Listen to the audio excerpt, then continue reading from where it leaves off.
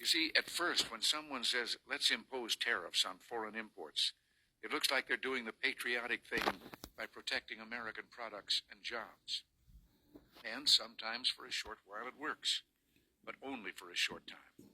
What eventually occurs is, first, homegrown industries start relying on government protection in the form of high tariffs. They stop competing and stop making the innovative management and technological changes they need to succeed in world markets. And then, while all this is going on, something even worse occurs. High tariffs inevitably lead to retaliation by foreign countries and the triggering of fierce trade wars. The result is more and more tariffs, higher and higher trade barriers, and less competition.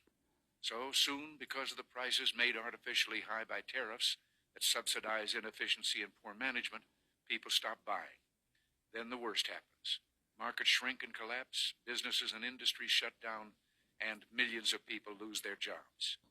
The memory of all this occurring back in the 30s made me determined when I came to Washington to spare the American people the protectionist legislation that destroys prosperity.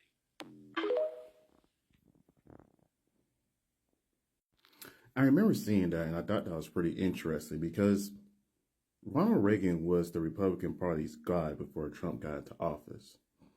And now that Trump has been doing these tariffs, he's been doing pump fakes left and right when it comes to these tariffs. I just sit back and just relax because, in a sense, it's made this country more independent.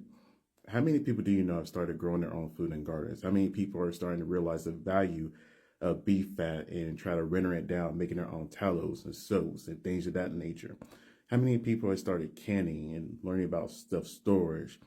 And it's just, we're finding other ways. Hey, I even see people now more than ever growing chickens. I can't even drive down the street now without coming across a chicken, it seems like, because eggs are too high. These tariffs are a horrible thing, and it's just going to keep adding more stress and anxiety to the American people.